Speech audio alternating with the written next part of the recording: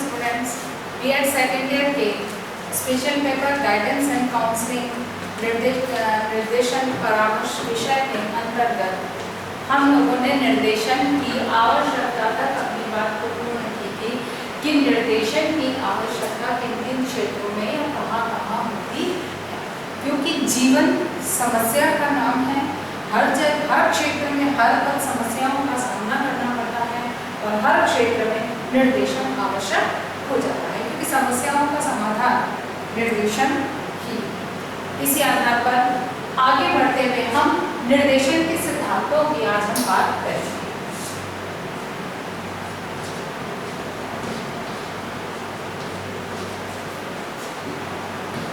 निर्देशन के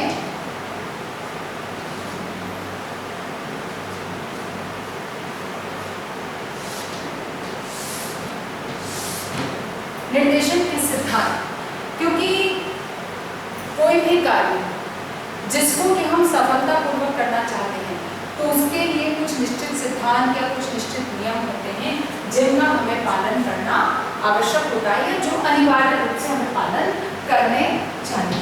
तो आज हम इसके निर्देशन के सिद्धांतों की बात करेंगे कि कौन कौन से ऐसे सिद्धांत हैं जिनका पालन करना आवश्यक है या अनिवार्य हो जाता है। तो सबसे पहला जो है सिद्धांत, ज्ञान का सिद्धांत। ज्ञान का सिद्धांत यानी कि निर्देशन में ज्ञान जहां प्राप्त करने की बात आती है, ज्ञान क्या है कि कुछ जानना, किसी के बारे में कुछ अर्जित करना, ग्रहण करना, समझना ज्ञान है। अब इसी के लिए यानी कि ज्ञान की प्राप्ति किसके माध्यम से होगी? निर्देशन। क्योंकि जब तक हमें किसी चीज के बारे में ज्ञान नहीं होगा, क्या किसी उसके बारे में कोई सूचना हमें प्राप्त नहीं होगी, तब तक हम उसको समझ नहीं पाएंगे और उसके बारे में हम जानकारी हासिल नहीं कर पाएंगे। अर्थात निर्देशन ही वो माध्यम है जो किसी सूचना को ज्ञान तक लेकर जाता है। इसीलिए ज्ञान का सिद्धांत यानी कि निर्देशन देते समय इस बात को ध्यान में रखा जाए कि जिस चीज के लिए निर्देशन दिया जा रहा है वह चीज का बात, तथ्य व गुण बालक या व्यक्ति को समझ में आना चाहिए या उससे संबंधित ज्ञान उसे होना चाहिए। अगली बात जो आती है वो है सार्वभौमिकता का सिद्धांत।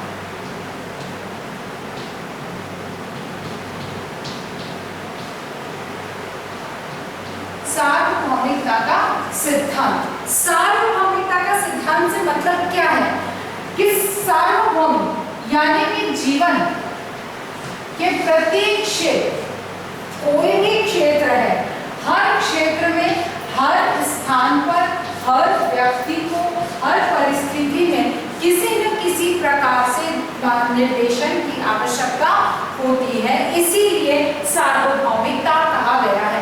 ऐसा नहीं कि हम ये कहते कि केवल भारतीय बालकों को ही निर्देशन की आवश्यकता है या यूएसए के बालकों को ही निर्देशन की आवश्यकता है, ऐसा कुछ नहीं है। किसी भी क्षेत्र में, किसी भी जगह, किसी भी स्थान, किसी भी राष्ट्र में आप चले जाइए और किसी भी परिस्थितियों में आप चले जाइए, जीवन की किसी भी कार्य घटना, किसी भी क्षेत्र में चले जाइए, आपको या तो स्वयं के द्वारा स्वयं को निर्देशित करते हो, क्योंकि निर्देशन की प्रक्रिया के माध्यम से बालक को प्रारंभिक, हम पहले भी पढ़ चुके हैं इस मामले में, इस बात को लेकर कि बालक को स्वयं को निर्देशन, स्वनिर्देशन के लिए भी तैयार किया जाना चाहिए। अर्थात कि निर्देशन सार्वभौमिक है, हर क्षेत्र में, हर स्थान पर निर्देशन की आवश्यकता होगी। अगली बात, अगला सिद्धांत जो है वो है निरंतरता का सिद्धांत। कंटिन्यूटी, निरंतरता।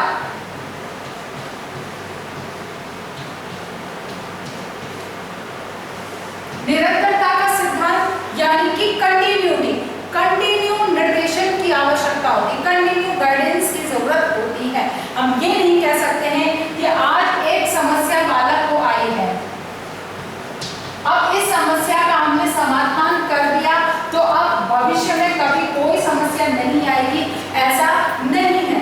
बालक को हर समय कोई न कहीं किसी न किसी आवश्यकता होती है।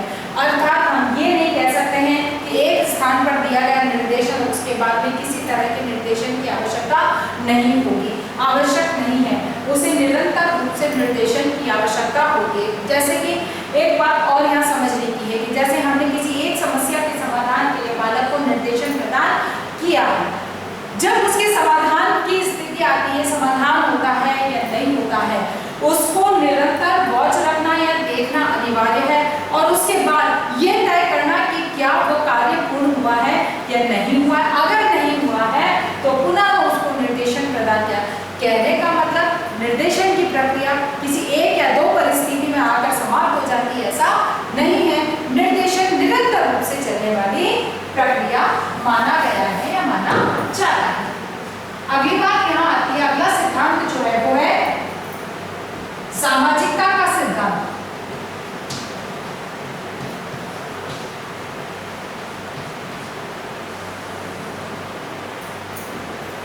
सोशलाइजेशन का सिद्धांत यानी कि सोशलाइजेशन का प्रिंसिपल ऑफ सोशलाइजेशन, सामाजिकता का सिद्धांत यानी कि एक व्यक्ति में सामाजिक गुणों का विकास कैसे होगा, किस तरह से वह समाज का एक माननीय प्राणी बनेगा, समाज का एक सम्मानीय पद को प्राप्त करेगा, समाज में उसकी प्रशंसनीय व्यवहार या प्रशंसनीय उसका व्यक्तित्व होगा। कहने का मतलब ये है कि एक व्यक्ति के या बालक के लिए सामाजिक प्राणी, सोशल प्राणी बनने के लिए, सोशल पर्सनैलिटी डेवलप करने के लिए जरूरी है निर्देशन का गाइडेंस होना बहुत जरूरी है। इसीलिए सामाजिकता के विकास के लिए निर्देशन का या निर्देशन जो दिया जाता है उसमें इस बात के सिद्धांत का पालन किया जाता है कि व्यक्ति में सामाजिकता का विकास हो सके। अगली बात इसके अंदर आती है नैतिकता, मॉरलिटी।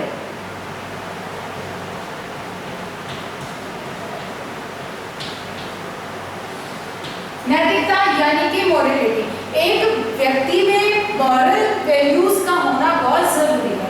अब वो मॉरल वैल्यूज कैसे हैं, किस तरह से उनको उसने कैसे उसे अपनाना चाहिए, किस तरह से उनका उपयोग करना चाहिए, इस चीज के लिए भी उसे समय समय पर वक्त पर उसको निर्देशन की आवश्यकता होती है। क्योंकि जैसे हम कहते हैं कि सत्य बोलना एक हमारा नैतिक मूल्य है या मॉरल वैल्यू है, सत्य को बोलना, truth is moral value. But हर समय सत्य बोलना ये ठीक है, हमें सत्य बोलना चाहिए, लेकिन कहीं ऐसा होता है कि हमारे सत्य बोलने से किसी का नुकसान हो रहा है, किसी के लिए वो हानिकारक परिस्थिति उत्पन्न हो रही है, तो ऐसी कंडीशन में जरूरी नहीं है कि हम लोग ट्रुथ ही का ही यूज करें या सत्य का ही पालन करें। हम यहाँ पर लाए भी कर सकते हैं या असत्य हम बोलकर और सामने वाले के लिए परेशानियों का समापन कर सकते हैं या परेशानियों से उसे बचाया जा सकता है। तो कहने का मतलब ये है कि किसी के लाभ के लिए, कहावत है कि किसी के लाभ के लिए बोला गया असत्य सत्य नहीं होता। अब यहाँ पर ये नैतिक मूल्य यानी कि ये मॉरल वैल्यूज जो है वो किस तरह से उपयोग में लेनी चाहिए, उसका क्या महत्व है, कहाँ पर किस तरह की मॉरल वैल्यू का यूज है, इस चीज का के लिए निर्देशन या इस सिद्धांत का पालन इसके अंतर्गत किया जाता है। यानी कि एक मॉरल वैल्यू का किस प्रकार से बालक में विकास होना चाहिए, इसके लिए निर्देशन आवश्यक है, गाइडेंस जरूरी है। विश्लेषण, एनालिसिस।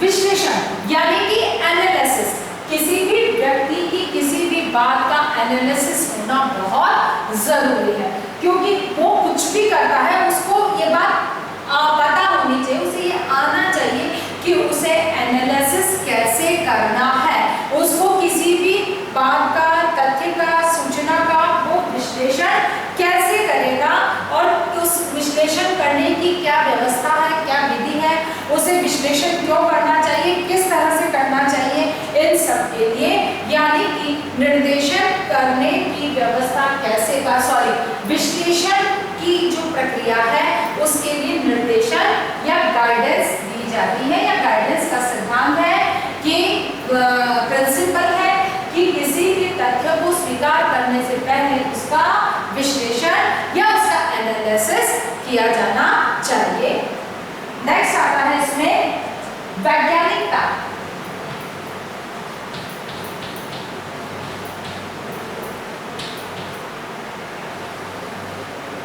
वैज्ञानिकता, साइंटिफिक मेथड्स, यानी कि यहाँ पर इस बात को ध्यान में रखा जाता है, गाइडेंस की जो प्रिंसिपल है उसमें अगला प्रिंसिपल है वैज्ञानिकता का, यानी कि वैज्ञानिकता की दृष्टि मतलब किसी भी पक्ष में किसी भी तरह से गाइडेंस दी जा रही है उसका वैज्ञानिक स्वरूप होना चाहिए, क्योंकि वो क्रमबद्ध होना चाहिए, तर्ककाल होना चाहिए, उसको तथ्यात्मक होना चाहिए, जिसके आधार पर कि उसे सत्य परिणाम प्राप्त हो सके, या जो एक्चुअल रिजल्ट वो चाहते हैं या जो चेंज वो चाहते हैं, जो डेवलपमेंट वो चाहते हैं, वो डेवलपमेंट चेंज या एनीथिंग वो कुछ भी चाहते हो उसका एक सही क्रम उनको प्राप्त हो सके। क्योंकि वो चीज कब होगी, जब उसमें वैज्ञानिकता को अपनाया, साइंटिफिक मेथड को अपनाया जाएगा। यानी कि गाइडेंस का जो अगला प्रिंसिपल है वो इस साइंटिफिक मेथड के पालन पर बल देता है। उनका मानना ये है कि जब गाइडेंस का कार्य किया जा रहा होता है तो उसमें साइंटिफिकली मेथड को ध्यान में रखा जाए, वैज्ञानिक पद्धति को ध्यान में रखा जाए और उसी पद्धति के आधार पर बालक को निर्देशन प्रदान किया जाना चाहिए। अगली बात इसमें आती है, अगला जो है सकारात्मकता, पॉजिटिविटी।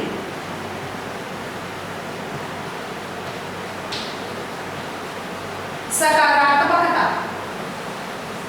सकारात्मकता का होना, पॉजिटिविटी भी गाइडेंस का एक प्रिंसिपल है। यानी कि जब हम गाइडेंस दे रहे हैं, गाइडेंस का कार्य किया जा रहा है, तब इस बात को ध्यान में रखा जाए कि किसी भी स्टेज पर आकर, किसी भी पोजीशन पे, किसी भी स्तर पर आकर नकारात्मकता या नेगेटिविटी का उपयोग ना हो। यानी कि किसी ऐसे इस तरह की गाइडेंस, इस तरह से बालक को निर्देशन ना दिया जाए कि बालक में नकारात्मकता की विचारधाराओं का विकास हो, ऐसा नहीं होना चाहिए। अर्थात कि निर्देशन का जो अगला प्रिंसिपल है वो इस बात का पालन करने पर बल देता है कि आप किसी भी बालक को, किसी भी व्यक्ति को जब आप गाइडेंस दे रहे हैं तो इस बात का ध्यान रखें कि उसमें पॉजिटिव रिजल्ट्स के प्रति एक सजगता हो, एक पॉजिटिव रिजल्ट के प्रति वो मोटिवेट हो। यानी कि उसकी तैयारी या उसकी विचारधारा पॉजिटिविटी की तरफ हो, सकारात्मकता की तरफ हो, या नकारात्मक कोई भी विचार कि मैं ये नहीं कर सकूंगा, मुझसे नहीं होगा, ऐसा नहीं होना चाहिए। उसमें पॉजिटिविटी को ही बल दिया जाना चाहिए। अगला जो सिद्धांत है उसमें आत्मनिर्भरता,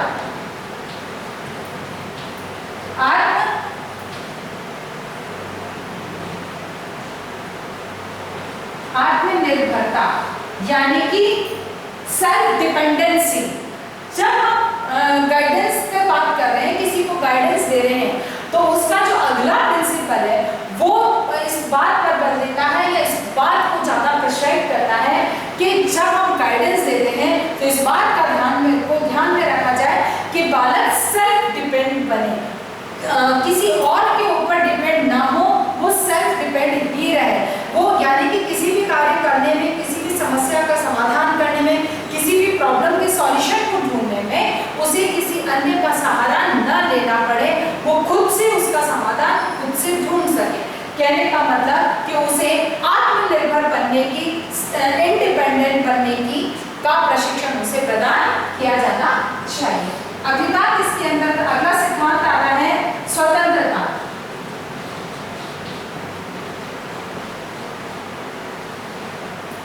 इंडिपेंडेंसी, स्वतंत्रता यानी कि फ्रीडम, इंडिपेंडेंसी यानी कि स्वतंत्रता यानी कि फ्रीडम।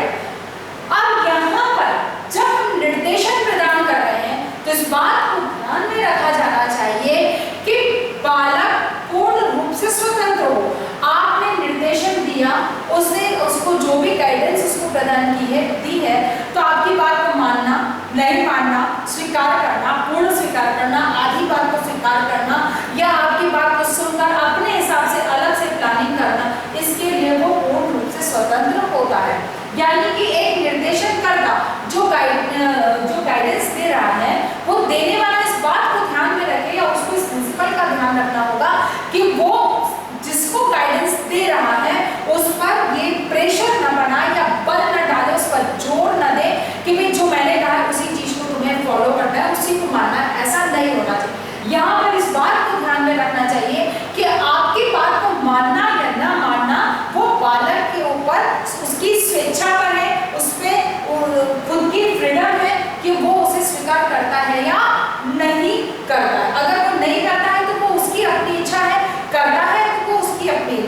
यानी कि उसे पूरी तरह से फ्रीडम होनी चाहिए कि क्या वो उस चीज को मानता है या नहीं मानता। अगली बात है लचीलापन।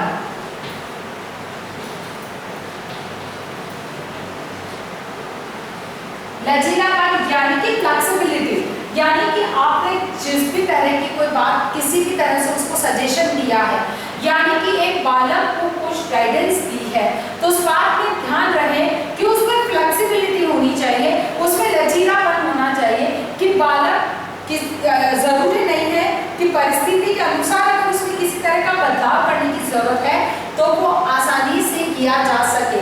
ऐसा नहीं कि जैसा जिसने गाइडेंस दी है उसने जो बोल दिया बस वही पत्थर की लकीर हो गई, उससे आगे कुछ भिन्नता या वो परिस्थिति के अनुसार उसमें कोई बदलाव नहीं कर सकता है, ऐसा नहीं होना चाहिए। बल्कि उसमें फ्लेक्सिबिलिटी की समस्त संभावनाएं होनी चाहिए, लचीलेपन की समस्त संभावनाएं उसमें होनी चाहिए कि जहां पर आवश्यकता हो उसमें परिवर्तन किया जा सके, चाहे कार्य करने के तरीके में हो चाहे किसी अन्य प्रकार से हो, उसमें जो भी आवश्यक है वो परिवर्तन आसानी से किया जा सके। फिर है व्यक्तिगत महत्वाकांक्षा एवं समानता का सिद्धांत।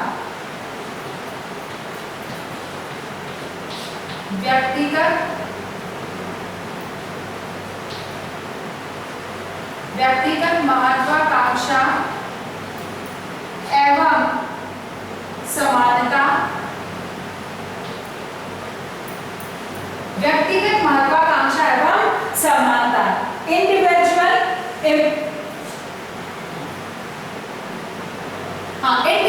इम्पोर्टेंस की बात जब आती है, व्यक्तिगत महत्वाकांक्षा यानी कि खुद की अपनी इंडिविजुअल इम्पोर्टेंस, खुद के महत्व को, खुद की क्या आकांक्षा है, खुद की क्या अपेक्षाएं हैं, इस बात को भी ध्यान में रखा जाता है। अर्थात कि जब निर्देशन दिया जाता है तो निर्देशन देते समय इस बात को ध्यान में रखा जाए कि उस पर्टिकुलर बंदे को, पर्टिकुलर व्यक्ति को पर्सनली क्या इम्पोर्टेंट है उसके लिए, उसके अनुकूल क्या उसको किस तरह की, उसको किस चीज की ज्यादा इम्पोर्टेंस ही उसके लिए किस चीज की है, क्या चीज इक्वलिटी के लिए है, इन चीजों को ध्यान में रखते हुए बालक को, व्यक्ति को निर्देशन प्रदान किया जाना चाहिए या निर्देशन दिया जाना चाहिए।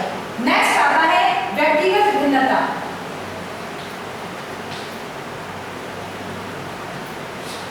व्यक्तिगत भिन्नता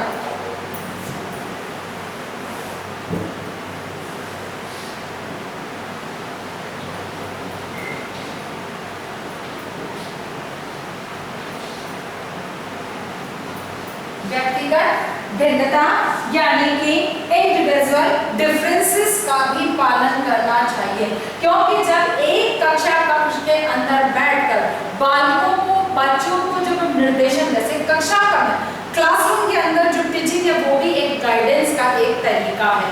अब जब इस समय हम गाइडेंस दे रहे हैं पूरी क्लास के अंदर, पूरी कक्षा के अंदर, तब यहाँ पर एक मेंटालिटी, एक संस्कृति के बालक नहीं है, यहाँ पर इंडिविजुअल डिफरेंसेस होते हैं, व्यक्तिगत भिन्नताएं पाई जाती हैं।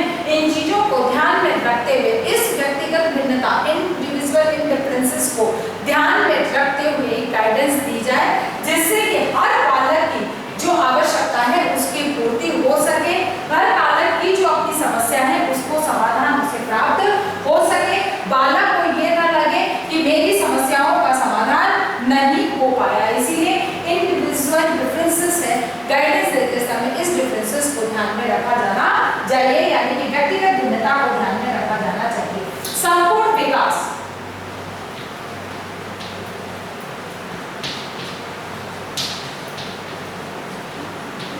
यहाँ बात आती है संपूर्ण विकास, कंप्लीट डेवलपमेंट की बात आती है, यानी कि एक बालक का कंप्लीट डेवलपमेंट कैसे हो, क्योंकि होल डेवलपमेंट या कंप्लीट डेवलपमेंट का होना जरूरी है। क्योंकि जब आप कहीं भी गाइडेंस दे रहे हैं, किसी भी प्रकार के आप बालक को निर्देशन दे रहे हैं, तो उस बात में, इस बात को ध्यान में रखना बहुत जरूरी है कि बालक का संपूर्ण विकास हो, क्योंकि वर्तमान में शिक्षा का जो उद्देश्य बन रहा है वह है सर्वांगीण विकास। अब सर्वांगीण विकास यानी कि संपूर्ण विकास, कंप्लीट होल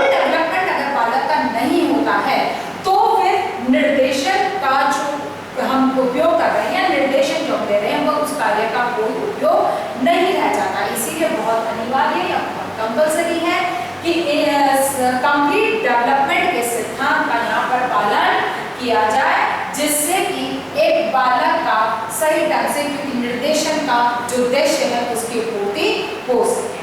अगला प्रिंसिपल यहाँ पर है वो है समन्वय का, यानी कि कोरिलेशन।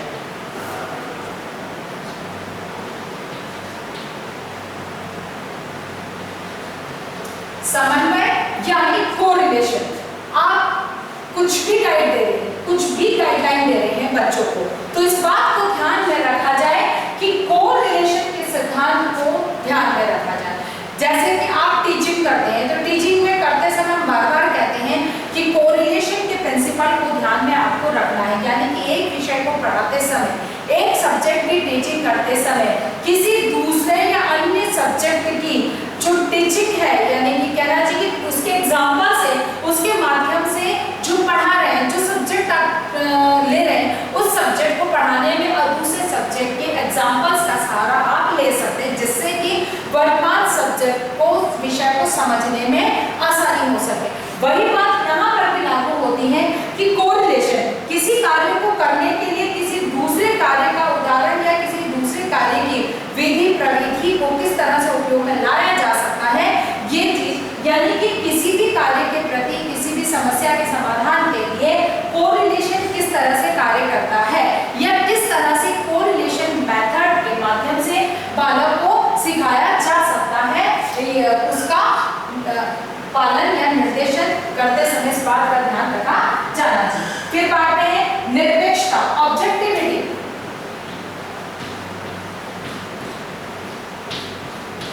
निरपेक्षता यानी कि ऑब्जेक्टिविटी, यानी कि हर चीज को स्पष्ट रूप से एकदम निरपेक्ष होकर कि किस तरह से उसको कार्य किया जाना है, उसको एकदम स्पष्ट होना चाहिए।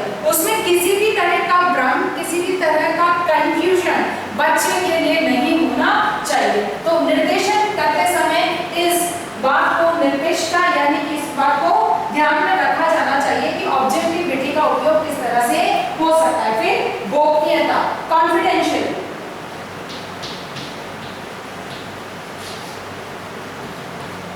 गोपनीयता, कॉन्फिडेंशियल, क्योंकि हर बालक की समस्या अलग अलग होती है। हर तरह की समस्या सार्वजनिक, क्या हम कहते हैं कि पब्लिकली नहीं कही जा सकती है, यानी कि जब पर्सनली कभी किसी समस्या के समाधान की बात उठती है तो उससे संबंधित समस्त जानकारी को गोपनीय रखा जाना चाहिए या सीक्रेट रखा जाना चाहिए, यानी कि कॉन्फिडेंशियली रखा जाना चाहिए। क्यों कि अगर किसी भी सार्वजनिक रूप से या पब्लिकली किसी बात को कह दिया जाता है तो दोबारा बालक किसी भी तरह की प्रॉब्लम के सॉल्यूशन के लिए आपके पास गाइडलाइन देने नहीं आएगा।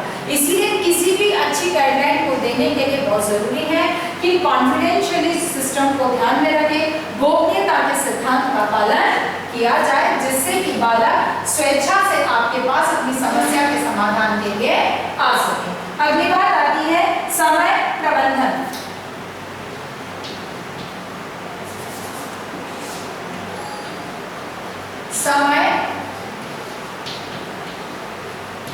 समय प्रबंधन यानी कि टाइम मैनेजमेंट होना बहुत जरूरी है। ऐसा नहीं है कि आप गाइडलाइन दे रहे हैं, आप किसी काम को करने की बात कर रहे हैं और एक टाइम समय सीमा है, उस समय सीमा में अगर वो कार्य पूर्ण नहीं हो पाता है तो आपका गाइडलाइन दिया जाना कोई मतलब नहीं है, आपकी गाइडेंस देने का कोई मतलब नहीं निकलता है। इसीलिए गाइडेंस देने के बाद जब आती है तब इस बात को ध्यान में रखा जाए कि टाइम पीरियड कितना है आपके पास में। टाइम मैनेजमेंट करना बहुत जरूरी है कि किस कार्य को कितने समय में कैसे पूर्ण किया जाए और जिसकी वजह से किसी तरह की समस्या सामने न आए, समय पर कार्य कैसे पूर्ण किया जाए। यानी कि जो अगला प्रिंसिपल है वो टाइम मैनेजमेंट को लेकर है कि किस तरह से टाइम मैनेजमेंट किया जाना चाहिए और उस टाइम पीरियड में किस तरह से एक व्यक्ति को कार्य कैसे करना चाहिए। तो हो सकता है कभी ऐसा भी हो कि आपके पास टाइम कम है लेकिन वर्क ज्यादा है, ऐसे में टाइम मैनेजमेंट किस तरह से किया जाता है और उस टाइम पीरियड में उस कार्य को आप कैसे जल्दी से पूर्ण कर सकते हैं, ये भी गाइडेंस का एक प्रिंसिपल है।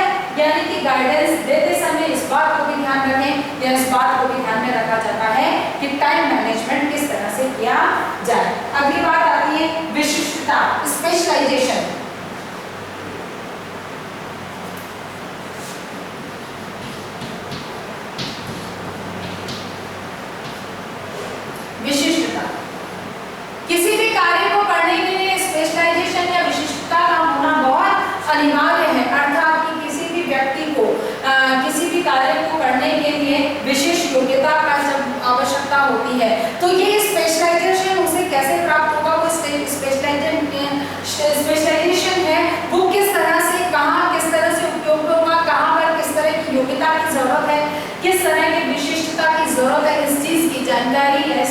बारे में निर्देशन का कार्य होता है, वो इसके बारे में सही और परफेक्ट गाइडलाइन बच्चों को प्रदान करें। और अगली बात और अंतिम बात जो हमारे सामने आती है वो आती है प्रशिक्षण, ट्रेनिंग।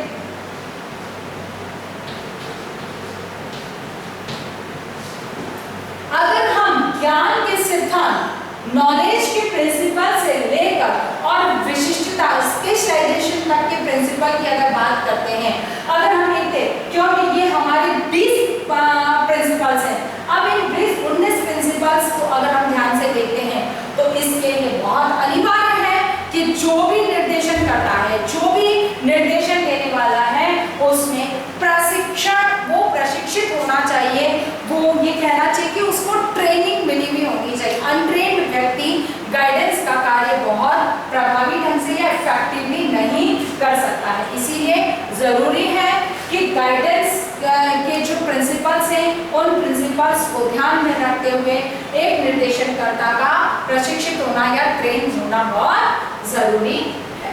आशा करती हूँ कि मेरी बात आपको समझ में आई होगी कि प्रिंसिपल ऑफ गाइडेंस क्या है, किस तरह के सिद्धांत इसमें निर्देशन में किस तरह के सिद्धांतों का पालन करना चाहिए। इसी आधार पर हमारा एक आज क्वेश्चन आपको करना है कि निर्देशन के सिद्धांतों का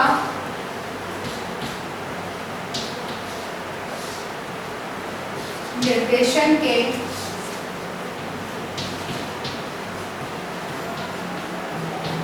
सिद्धांतों को स्पष्ट कीजिए। Explain the principles of guidance, guidance के निर्देशन के सिद्धांतों को स्पष्ट कीजिए। इस प्रश्न के साथ ही अपनी बात को समाप्त करने से पहले कोविड-19 की इस महामारी के दौर में अपने आप को सुरक्षित रखिए। बहुत अधिक आवश्यकता होने पर ही घर से बाहर निकलिए। घर से बाहर निकलते हैं तो मास्क लगाकर निकलिए, सोशल डिस्टेंसिंग का पालन कीजिए और अपने हाथों को समय समय पर सैनिटाइज करते रहें या साबुन से धोते रहें। स्वस्थ रहें, सुरक्षित रहें। धन्यवाद।